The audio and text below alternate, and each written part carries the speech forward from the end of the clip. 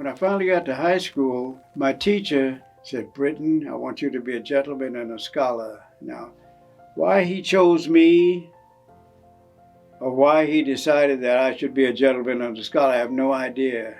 But for 3.5 years before I came in the Marine Corps, this is what he taught me all the time. "Britton, I want you to be a gentleman and a scholar."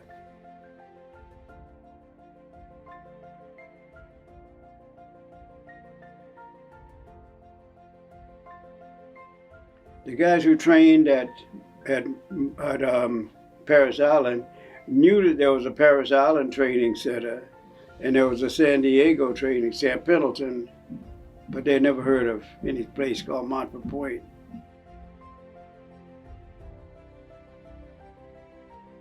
The guys on the fighting front out there didn't give a damn as long as you had your globe and anchor and that you came in with the things that they needed at that time.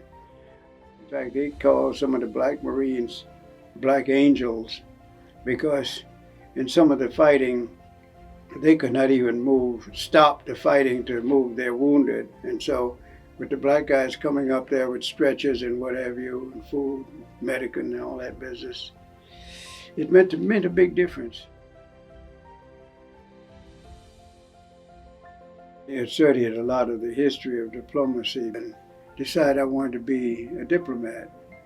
Gradually, by 1970, with my travels and whatever, it became known that I was interested in diplomacy. And that's when the guys in the White House and everything took up my cause.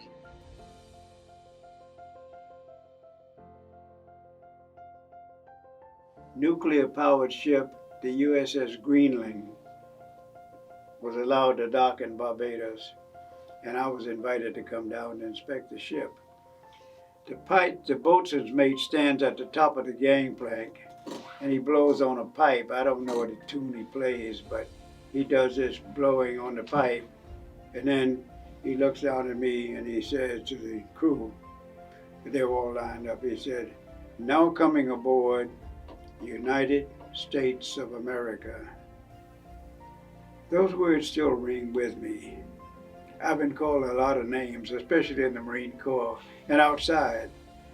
But to be called the United States of America is different.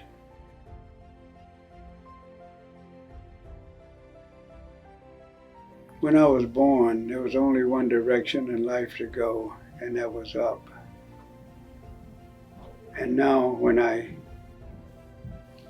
meet some of the top people in this world who really accomplish things and who were born with all kinds of resources, and I can talk with them as if they're old friends, it says, well, what else do you want?